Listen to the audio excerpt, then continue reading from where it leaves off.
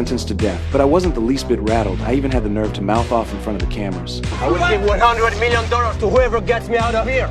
The news hit like a bomb. Local gangs, people from all walks of life, even inmates behind bars, everyone started making moves. Because I was the biggest drug lord out of the Middle East, with several $billion.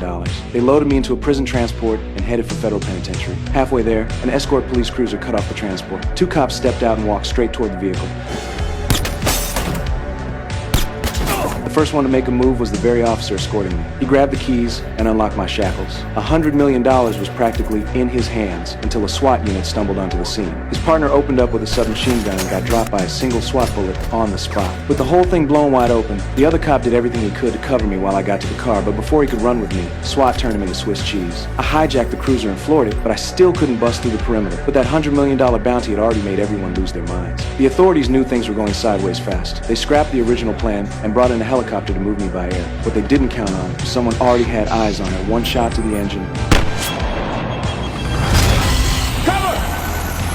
The helicopter lost control and it went straight down.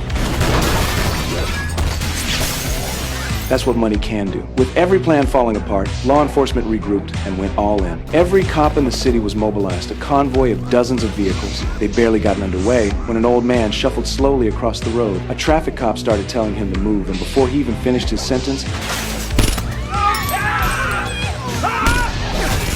a truck came blasting out of nowhere and plowed straight into the police formation. A wave of gang members poured out of vehicles, smoke grenades came raining down from the buildings above, and they unleashed hell on the officers. For $100 million, these people would do anything. They even broke out the rocket launchers,